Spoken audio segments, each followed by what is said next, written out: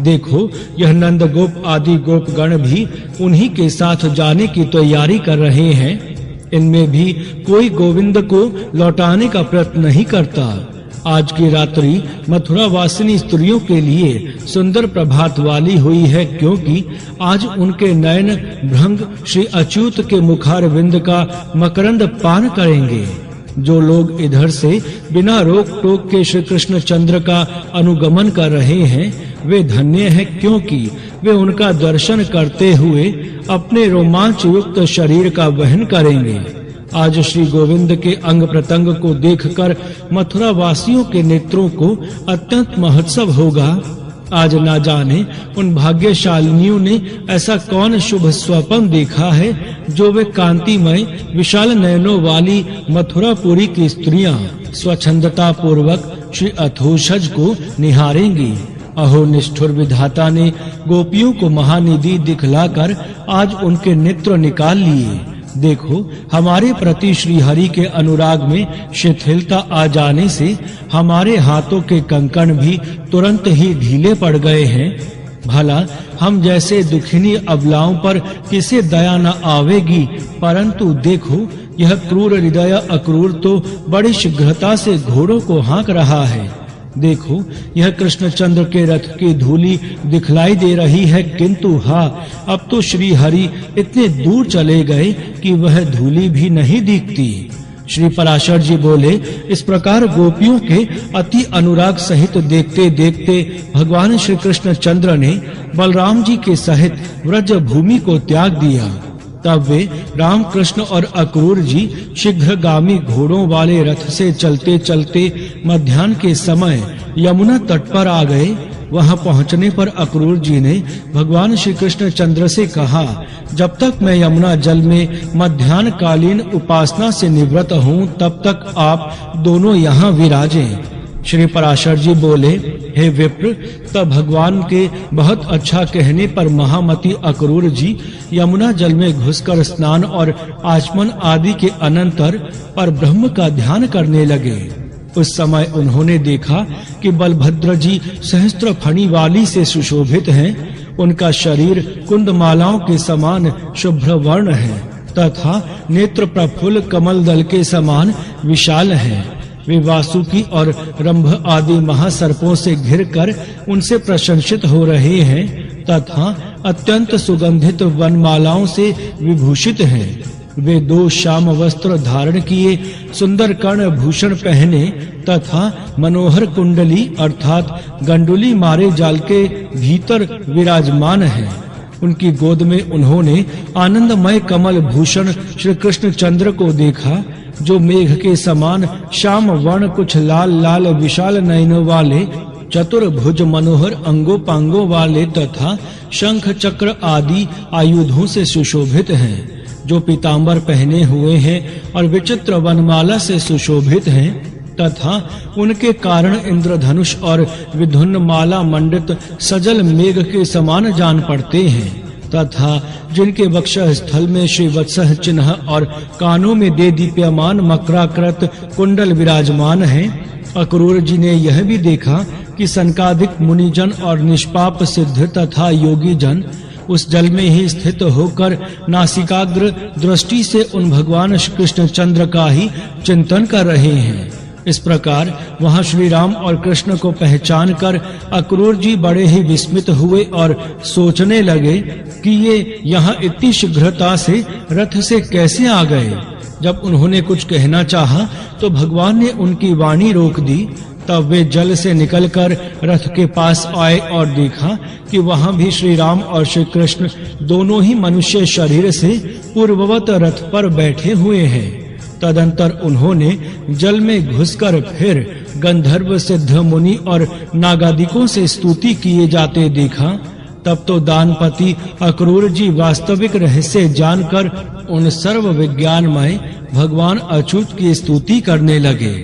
श्री अक्रूर जी बोले, जो सन्मात्र स्वरूप अचिंत्य महिम सर्वव्यापक तथा कार्य रूप से अनेक और कारण रूप से एक रूप हैं, उन परमात्मा को नमस्कार है, नमस्कार है। हे अचिंतनीय प्रभु, आप सर्वरूप एवं अभि स्वरूप परमेश्वर को नमस्कार है। आप बुद्धि से अतीत और प्रकृति से परे हैं, आपको बारंबार नमस्कार है। आप भूत स्वरूप, इंद्रिय स्वरूप और प्रधान स्वरूप हैं तथा आप ही जीवात्मा और परमात्मा हैं। इस प्रकार आप अकेले ही 5 प्रकार से स्थित हैं। हे सर्व, हे सर्वात्मन, हे शराशरमय ईश्वर, आप प्रसन्न होइए। एक आप ही ब्रह्मा, विष्णु और शिव आदि कल्पनाओं से वर्णन किए जाते हैं। हे परमेश्वर, आपके स्वरूप, प्रयोजन और नाम आदि सभी अनिर्वचनीय हैं। मैं आपको नमस्कार करता हूँ। हे नाथ, जहाँ नाम और जाति आदि कल्पनाओं का सर्वथा अभाव है, आप वही नित्य, अविकारी और अजन्मा पर ब्रह्म हैं। क्योंकि कल्पना के बिना किसी भी पदार्थ का ज्ञान नहीं होता, इसीलिए आपका कृष्ण, अच्युत, अनंत और विष्णु आदि नामों से स्तवन किया जाता है। वास्तव में तो आपका किसी भी नाम से निर्देश नहीं किया जा सकता। हे अज, जिन देवता आदि कल्पनामय पदार्थों से अनंत विश्व की उत्पत्ति हुई है, वे समस्त पदार्थ आप ही हैं तथा आप ही विकारहीन आत्म वस्तु हैं। अतः आप विश्वरूप हैं। हे प्रभु, इन संपूर्ण पदार्थों में आपसे भिन्न और कुछ भी नहीं है। आप ही ब्रह्मा, महादेव, अरमा, विधाता, धाता, इंद्र, वायु, अग्नि, वरुण, कुबेर और यम हैं। इस प्रकार एक आप ही भिन्न भिन्न कार्य वाले अपनी शक्तियों के भेद से इस प्रकार संपूर्ण जगत की रक्षा कर रहे हैं। हे विश्वेश, सूर्य की किरण रूप होकर आप ही वृष्टि द्वारा विश्व की रचना करते हैं। अतः यह गुणमय प्रपंच आपका ही रूप है। सत पद ओम तत् सत इस रूप से जिनका वाचक है वह ओंकार अक्षर आपका परम स्वरूप है।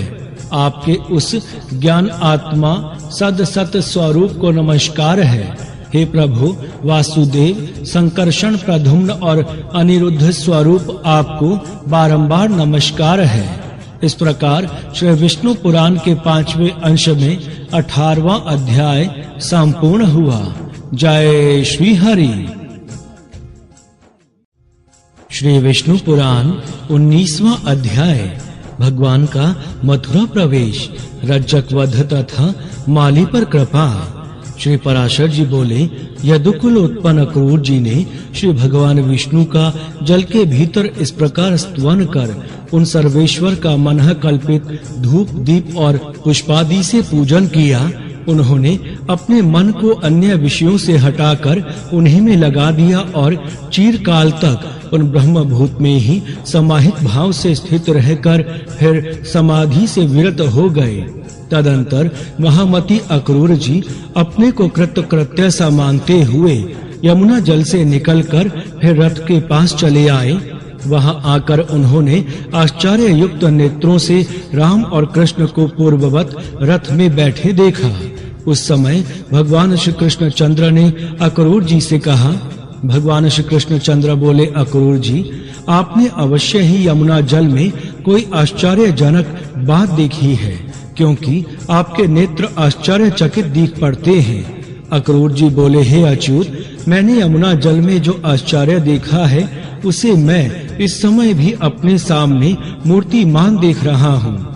हे कृष्ण, यह महान आश्चर्यमय जगत जिस महात्मा का स्वरूप है, उन्हीं परम आश्चर्य स्वरूप आपके साथ मेरा समागम हुआ है। हे मधुसूदन, अब उस आश्चर्य के विषय में और अधिक कहने से लाभ ही क्या है। चलो, हमें शीघ्र ही मथुरा पहुंचना है। मुझे कंस से बहुत भय लगता है। दूसरों के दिए हुए अन्न से जीने वाले पुरुषों के जीवन को धिक्कार है। ऐसा कहकर अक्रूर जी ने वायु के समान वेग वाले घोड़ों को हांका और सायंकाल के समय मथुरापुरी में पहुंच गए। मथुरापुरी को देखकर अक्रूर जी ने राम और कृष्ण से कहा, हे वीरवरों, अब मैं अकेला ही रथ से जाऊंगा, आप दोनों पैदल चले आवे। मथुरा में पहुंचकर आप वसुदेव जी के घर ना जाएं, क्योंकि आपके कारण ही उन वृद्ध वसुदेव जी का कंस सर्वदा निरादर करता रहता है।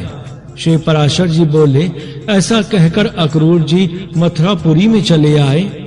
उनके पीछे राम और कृष्ण भी नगर में प्रवेश कर राजमार्ग पर आए। वहां के नर नारियों से आनंद पूर्वक देखे जाते हुए वे दोनों वीर मत वाले तरुण हाथियों के समान लीला पूर्वक जा रहे थे। मार्ग में उन्होंने एक वस्त्र रंगने वाले रज्जक को घूमते देखकर उससे रंग बिरंगे सुंदर वस्त्र मांगे। वह रज्जक कंस का था और राजा के मुंह लगा होने से बड़ा घमंडी हो गया था। अतः राम और कृष्ण के वस्त्र मांगने पर उसने विस्मित होकर उनसे बड़े जोरों के साथ अनेक दुर्वाक्य कहे।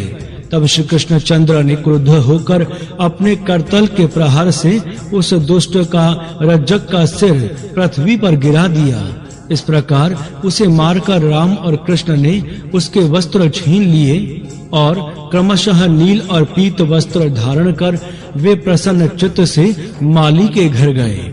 हे मैत्रेय, उन्हें देखते ही उस माली के नेत्र आनंद से खिल गए और वह आश्चर्यचकित होकर सोचने लगा कि यह किसके पुत्र हैं, और वस्त्र धारण किए उन अति मनोहर बालकों को देखकर उसने समझा मानो दो देवगण ही पृथ्वी तल पर पधारे हैं।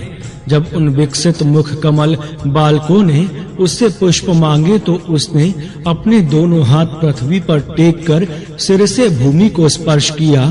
फिर उस माली ने कहा, हे नाथ, आप लोग बड़े ही कृपालु हैं जो मेरे घर पधारे हैं।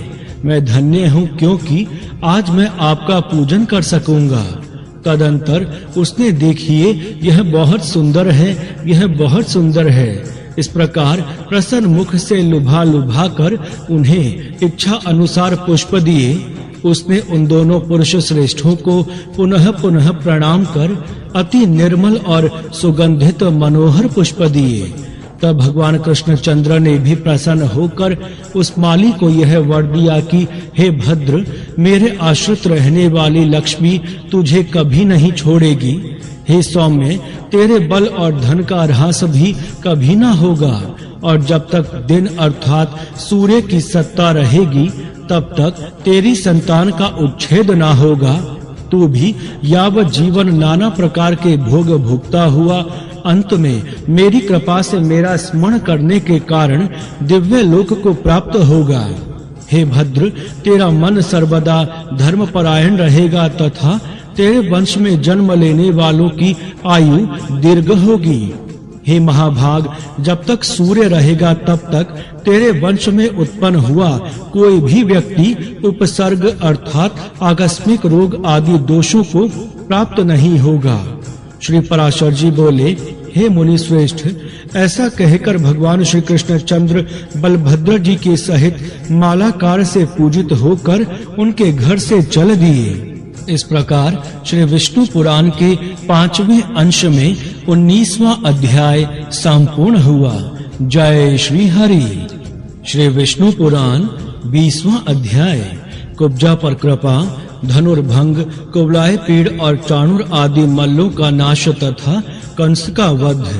श्री पराशर जी बोले, तदंतर भगवान श्री कृष्ण चंद्र ने राजमार्ग में एक नवयौवना कुब्जा स्त्री को अनुलेपन का पात्र लिए आती देखा। तब श्री कृष्ण ने उससे विलास पूर्वक कहा, अहि कमल लोचने, तू सच सच बता, यह अनुलेपन किसके लिए ले जा रही है? भगवान कृष्ण के कामुक पुरुष की भांति इस प्रकार पूछने पर अनुरागिणी कुब्जा ने उनके दर्शन से हठात आकृष्ट चित्त होकर अति ललित भाव से इस प्रकार कहा, हे कांत, क्या आप मुझे नहीं जानते? मैं अनेक वक्रा नाम से विख्यात हूँ। राजा कंस ने मुझे अनुलेपन कार्य में नियुक्त किया है।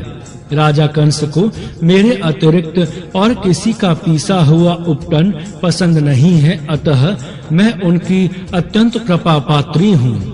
भगवान श्री कृष्ण चंद्र बोले, हे सुमुखी, यह सुंदर सुगंधमय अनुलेपन तो राजा के ही योग्य है।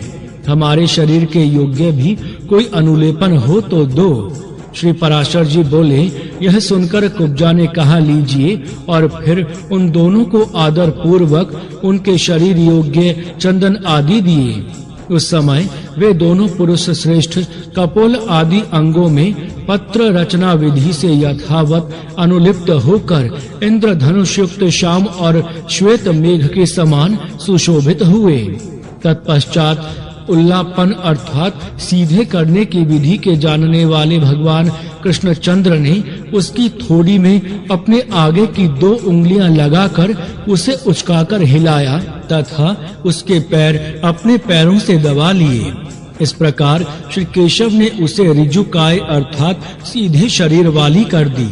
तब सीधी हो जाने पर वह संपूर्ण स्त्रियों में सुंदर हो गई।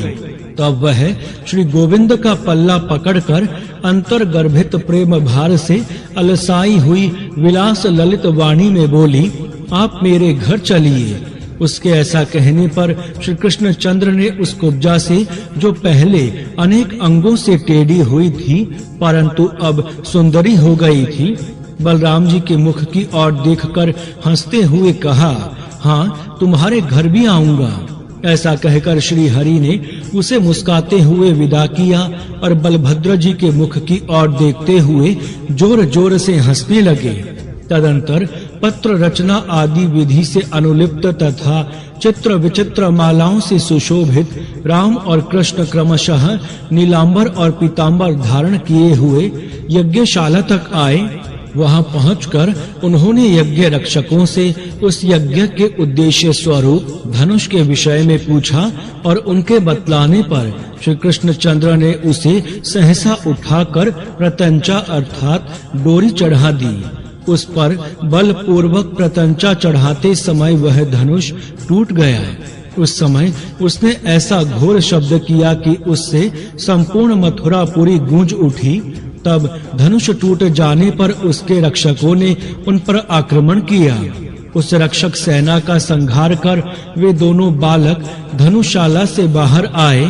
तदंतर अक्रूर जी के आने का समाचार पाकर तथा उस महान धनुष को भंग हुआ सुनकर कंस ने चाणूर और मुष्टिक से कहा। कंस बोला, यहाँ दोनों गोप बालक आ गए हैं, वे मेरा प्राण हरण करने वाले हैं, अतः तुम दोनों मल्ल युद्ध से उन्हें मेरे सामने मार डालो। यदि तुम लोग मल्ल युद्ध में उन दोनों का विनाश करके मुझे संतुष्ट कर दोगे तो मैं तुम्हारी समस्त इच्छाएं पूर्ण कर दूंगा। मेरे इस कथन को तुम मिथ्या ना समझना। तुम न्याय से अथवा अन्याय से मेरे इस महाबलवान अपकारियों को अवश्य मार डालो। उनके मारे जाने पर यह सारा राज्य हमारा और तुम दोनों का सामान्य होगा।